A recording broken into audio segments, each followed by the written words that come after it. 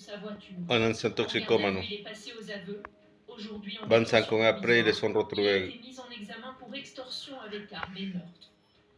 Cette affaire a-t-elle été résolue? Encore beaucoup de questions, beaucoup de réponses qu'on attend. On va essayer d'en avoir quelques-unes avec nos invités. Maître Bertrand Pin, bonjour. Merci beaucoup d'avoir accepté notre invitation. Vous êtes l'avocat. Le mec, il a 61 piges maintenant. Merci d'être venu après cette semaine ô combien chargée. À vos côtés, le Bien général fait. François Daoust. Bonjour. Bravo la Merci d'être justice. avec nous, ancien directeur de l'Institut de recherche criminelle de la gendarmerie nationale, professeur de sciences criminelles à l'université de Cergy-Pontoise, et Boris Karlamov. Bonjour. Bonjour Boris, merci d'être avec nous, journaliste police-justice à BFM TV. Vous avez suivi ce dossier depuis le début. Merci d'être là. D'abord, maître, on va reprendre évidemment tous les rebondissements. Ouais, il a vu, hein. C'est pas qu'ils sont attrapés. Suspect d'avouer 25 ans après. Donc c'est lui. D'abord, dites-nous un mot peut-être de Ginette Nem. On parle beaucoup d'elle, mais quelle était sa vie en 2000 quand ce drame arrive? Alors, Ginette Nem, à l'époque, est auxiliaire de vie au CCAS de la ville de la Seine-sur-Mer. Maman de 3 enfants. Sa maman est en vie à l'époque, elle a 2 sœurs. Sa maman est décédée depuis.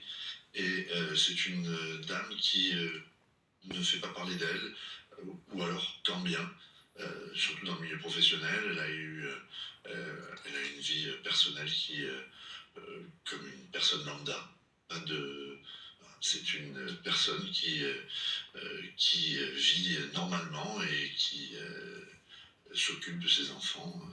Une femme qui est dans la générosité, de par son métier aussi, ce fameux centre d'action sociale, c'est d'ailleurs là que tout va se passer, Boris, la sortie elle sort du centre d'action sociale, et puis c'est là qu'elle va être enlevée. Et il va y avoir cette scène terrible où on la voit dans une voiture, appeler au secours, taper contre la vitre.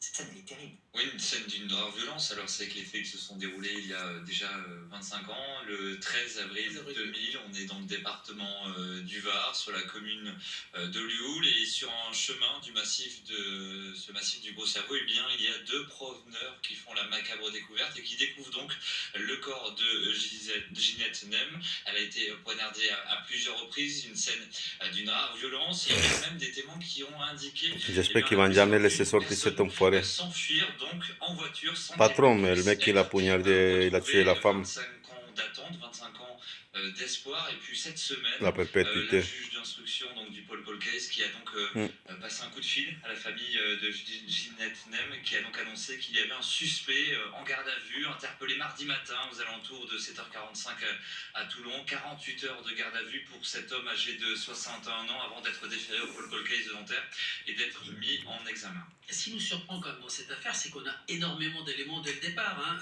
Plusieurs témoins, plusieurs promeneurs ont vu un type suspect qui se cachait dans les buissons tout près de l'endroit où on va retrouver le corps de Ginette Nem, première chose. Deuxième chose,